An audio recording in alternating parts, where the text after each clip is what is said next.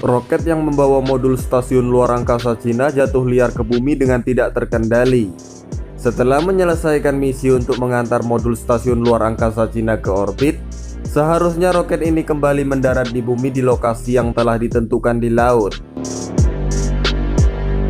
Lokasi ini biasanya menjadi tempat pembuangan roket setelah pakai. Tapi, alih-alih mendarat sesuai rencana, roket ini malah terus mengitari bumi tanpa terkendali. Pihak berwenang mengatakan roket tersebut diperkirakan akan jatuh kembali ke bumi dalam beberapa hari mendatang.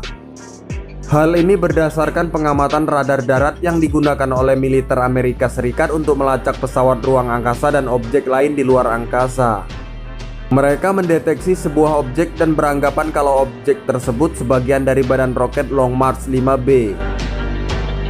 Badan roket itu adalah tahap inti Long March 5B dengan panjang sekitar 30 meter dan lebar 5 meter, berada dalam ketinggian orbit antara 170 hingga 372 km dari permukaan bumi dan meluncur dengan kecepatan lebih dari 7 km per detik.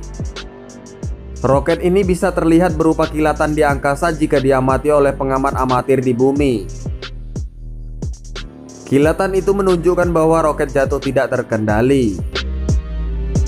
Sedangkan prediksi lokasi kemungkinan jatuh menurut Jonathan McDowell, astronom yang melacak objek yang mengorbit bumi, roket ini bisa jadi sudah terbakar seluruhnya di atmosfer ketika jatuh ke bumi. Namun, ada kemungkinan bongkahan besar puing dapat bertahan sehingga dapat menembus atmosfer dan jatuh ke bumi. Sedangkan seberapa besar sisa roket Long March 5B yang akan mendarat di bumi masih sulit untuk diprediksi. Tapi kemungkinan besar puing-puing roket itu akan kembali ke laut atau daerah yang tak berpenghuni. Jika jatuh tepat pada lokasi berpenghuni dan kota besar, roket itu berpotensi memberi dampak kerugian material dan jiwa yang besar. Berapa besar bongkahan yang tersisa akan bergantung pada seberapa ukuran kepadatan benda dan variabel lain, termasuk variasi dan fluktuasi atmosfer yang juga dipengaruhi oleh aktivitas matahari dan faktor lainnya.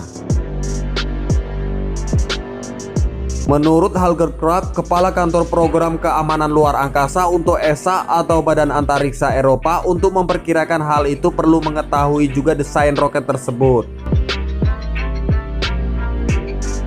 Namun dia mengatakan aturan praktis yang masuk akal adalah sekitar 20 hingga 40% dari massa roket itu bertahan dari gesekan dengan atmosfer dan masuk kembali ke permukaan bumi. Dan ternyata dari kejadian ini Cina sempat dikritik oleh McDowell. McDowell mengkritik membiarkan objek masuk kembali tanpa terkendali adalah hal yang tidak dapat diterima dengan standar peluncuran luar angkasa saat ini. Sebab menurutnya sejak 1990 tidak ada objek dengan berat lebih dari 10 ton yang sengaja dibiarkan berkeliaran di orbit tanpa terkendali. McDowell menjelaskan tahap inti Long March 5B 7 kali lebih pasif daripada tahap kedua Falcon 9 yang menyebabkan banyak perhatian pers beberapa minggu lalu ketika memasuki kembali di atas shuttle dan membuang beberapa bagian tangki tekanan di negara bagian Washington. Modul stasiun luar angkasa Cina Tianhe terpisah dari roket Long March 5B 2Y 492 detik setelah peluncuran. Modul itu berhasil memasuki orbit yang direncanakan di orbit rendah bumi.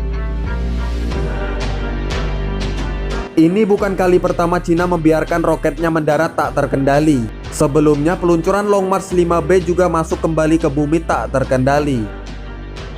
Namun insiden terbesar dan paling terkenal adalah masuknya kembali Skylab seberat 76 ton milik NASA pada 1979. Benda antariksa ini jatuh tak terkendali ke bumi dan menyebarkan puing-puing sepanjang Samudra Hindia dan Australia.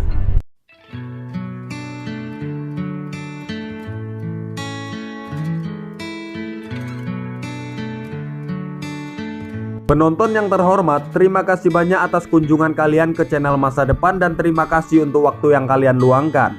Jika Anda tidak keberatan, mohon tinggalkan jejak berupa subscribe ataupun share. Salam Masa Depan.